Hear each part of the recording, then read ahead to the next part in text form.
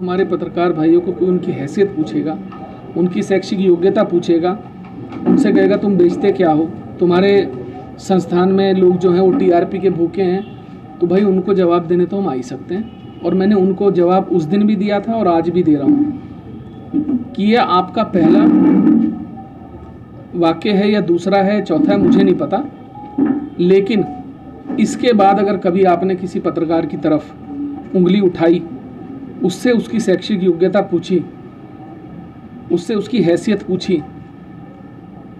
तो उसका जवाब आपको वो पत्रकार नहीं देगा, मैं दूंगा। आपने अभी चुनौती दी है कि आप तो ये कहते हो कि अपने पैर पे, अपनी थाई पे हाथ मार के कि शरीर में तो तुम बोधे हो, मुझसे लड़ नहीं सकते, शैक्षिक योग्यता बताओ। भाई ऐसा है, हम शरीर से बोधे हैं, इसमें कोई दो राय नहीं है। ईश्वर की अनुकंपा रही आपके ऊपर, आपको हष्ट पुष्ट शरीर मिला, आप खाते पीते रजवाड़े से हैं, हम लोग गरीब लोग हैं, अपना पेट भर लेते हैं मेहनत दिन भर की मजदूरी करके। तो हम एक काम करते हैं, जैसे अंतर्राष्ट्रीय स्तर पर प्रतियोगिताएं होती हैं और वजन से वजन के खिलाड़ी को लड़ाया जाता है, हम आपके वजन का खिलाड़ी लाते हैं। आप चैंपियन हो अंतर्राष्ट्रीय, आप खुद ही कहते हो मैं तो अंतर्राष्ट्रीय चैंपियन हूँ, तो हम एक पहलवान लेके आते हैं, आपके वजन का लाते हैं। आप अपनी विधानसभा में जोन सी जगह जहां आपका मन करे, जिस गांव में मन करे, वहां अखाड़ा खुदवा लो, कुश्ती लड़वाई जाएगी, जो जीत गया वो सिकंदर, हमारा पहलवान हार गया, हम पत्रकारिता छोड़ देंगे। मैं छोड़ दूंगा, बाकी का मैं कह नहीं सकता, मैं छोड़ दूंगा। देखो भाई ऐसा है कि जब महाभारत हुई थी तो कर्ण ने जाके पूछा नहीं था कि मैं आपके लिए युद्ध लड़ूं या नहीं लड़ूं, वो उसने अपनी स्वेच्छा से तय किया था। जब वक्त आएगा तो आप लोग भी अपनी स्वेच्छा से तय करना, फिर देखते हैं क्या होता है। भाई अगर आप आईएफएस हैं, मैं तो अब देखिए क्या है, ये आईएफएस और वाला मुद्दा जो है ना, ये बहुत समय से चल रहा है और लगातार कहीं राजनेता भी मुझसे इस बात का जिक्र कर चुके हैं, कहीं ब्यूरोक्रेट भी, कि भाई ये कहते हैं मैं आईएफएस रहा हूँ और मैंने स्वेच्छा से सर्विस छोड़ी थी। मैंने भारत सरकार के डीओपीटी मंत्रालय में अभी एक आरटीआई लगाई है, उसमें मैंने पूछा है कि प्रणव सिंह जो हैं वो लंडोरा के रहने वाले हैं और उत्तराखंड बनने से पहले उनका कहना है कि मैं आईएफएस में था, तो 9 नवंबर 2000 से पहले जब ये सहारनपुर ज़िले में होता था, तब क्या किसी ऐसे नाम के व्यक्ति ने सिविल सर्विसेज में किसी भी साल में, जब से सिविल सर्विसेज शुरू हुई हैं, क्या हिस्सा लिया है, और अगर लिया है उन्होंने तो उस परीक्षा का रिजल्ट क्या रहा, ये मैंने पूछ लिया है। दूसरी बात, ये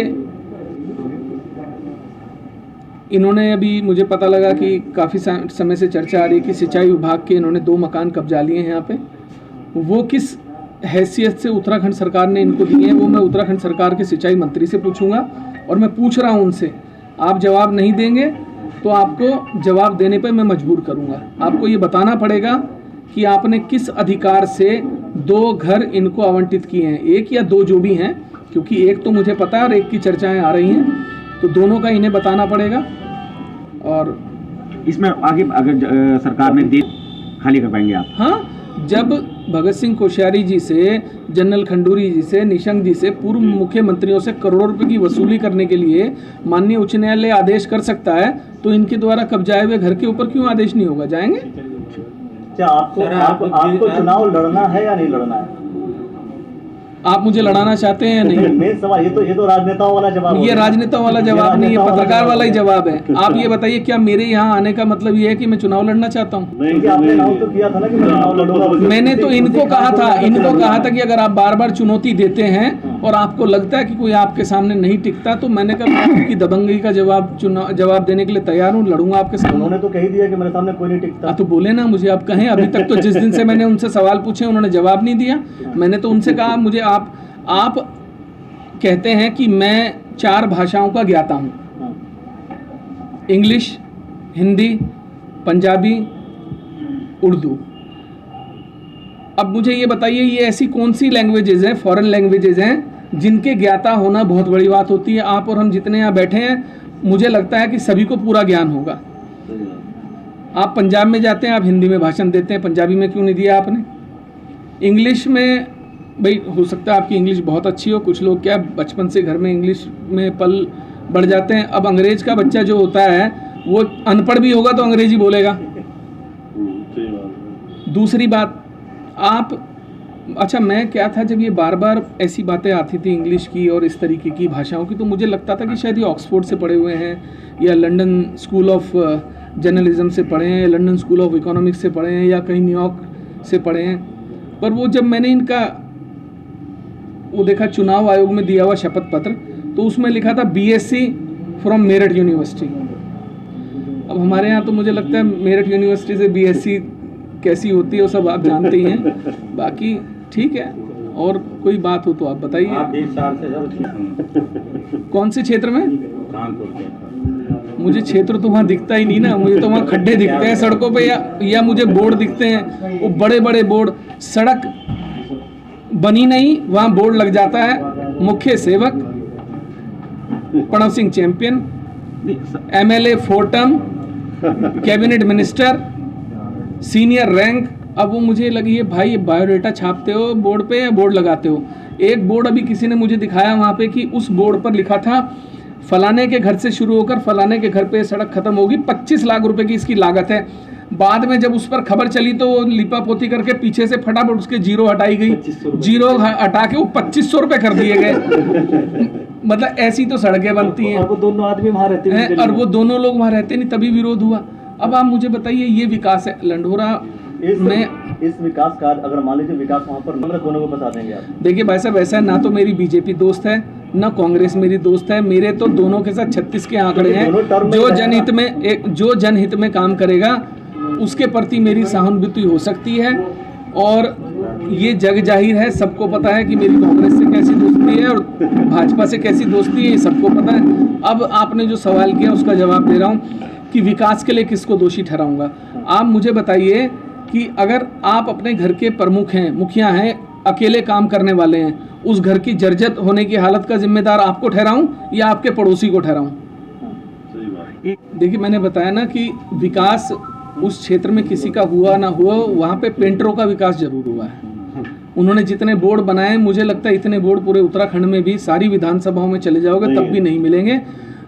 आप जब सड़क पे चलते हैं तो एक तरफ इनका बोर्ड होता है, एक तरफ इनके किसी और का बोर्ड होता है, एक तरफ इनका, हर 100 मीटर पे एक बोर्ड है। तो ये विकास है। सड़कें आप जाके देख लीजिए, सड़कों की हालत। 20 साल कोई आदमी अगर क्षेत्र से विधायक है और 20 साल में अगर मोहल्ले के अंदर जो नाला बन गया उसमें पानी भरा हो, मच्छर कूद रहे वहाँ पे उछल कूद मचा रहे हो, गांव में से घुस जाओ। पोड़ो वाली गया था मैं कल, गारा ही गारा भरा पड़ा है पूरे में। बोर्ड एंटर करते सबसे पहले बोर्ड दिखता है बड़ा एकदम, आइए आपका स्वागत है। उसके बाद फिर आगे कुछ नहीं दिखता है। और वो बोर्ड पे भी जो धनराशि खर्च हुई होती है मुझे नीचे कहीं नहीं दिखती है। कीचड़ में स्वागत हो रहा है। कमल तो कीचड़ में खिलता है वैसा भरसे में पानी। आपने अगर गौर से मेरी बात सुनी होगी तो मैंने क्या कहा? मैंने कहा कि जब इंसान इस दुनिया से जाता है तो वो अपनी गाड़ियों, अपने घरों, अपने बंगलों, अपनी रियासत के लिए नहीं जाना जाता। वो जाना जाता है आपके व्यवहार के लिए कि आपने किसी के साथ व्यवहार कैसा किया था। बात मैंने ये कही कि अगर आप किसी पत्रकार भाई से उसकी हैसियत पूछने की वो है तो फिर मैं आपको आपकी हैसियत बताता हूँ। और मेरी हैसियत क्या है? अगर आप बार बार हैसियत पूछते हो और वो भी पत्रकार से पूछते हो, पत्रकार की हैसियत क्या होगी भाई? तो मैंने उस हैसियत का जवाब दिया। वो ईगो नहीं है, ईगो नहीं है, ईगो नहीं है, स्वाभिमान की बात है। और वो किसी के अभिमान पर एक स्वाभिमानी पत्रकार का जवाब है, ईगो नहीं है। मैंने फिर इसीलिए उस बात में ये जोड़ा कि अगर आपके शपथ पत्र के अनुसार आपके पास जितने की संपत्ति है, जितने की आपने शपथ पत्र में दी है, उतने की मेरे पास गाड़ी है एक, बाकी की मुझे पता नहीं कितनी है। वो मैं अभी भी, ये ईगो वाली बात नहीं है, ये बात है सम्मान की, ये जवाब है। आदमी बड़ा, आप मुझे बताओ कितने पैसे वालों को मरने के बाद याद रखते हो? चलो नाम अपने शहर के ही बता दो, छोड़ दो, नहीं रखते ना। आप उसे याद रखते हो कि जिसने आपके साथ व्यवहार किया था। जाने के बाद भी जिस दिन 4 आदमी बैठोगे उस दिन कहोगे कि यार मैं उस दिन वहाँ फंसा था, मेरी मदद करी थी। आप ये नहीं कहोगे यार मैं वहाँ पे उसने उस दिन इतनी बड़ी पार्टी करी थी। किसी की हज़ारों करोड़ लाखों रुपए की लगाई हुई पार्टी कोई याद नहीं रखता, खिलाया पिलाया कोई याद नहीं रखता, व्यवहार याद रखता है। वो पत्रकार जिससे आपने उसकी हैसियत पूछी थी वो सारी ज़िंदगी याद रखेगा कि इसने मुझसे मेरी हैसियत पूछी थी, और जब मौका लगेगा तब आपको ठोकेगा। आपके साथ ऐसा नहीं।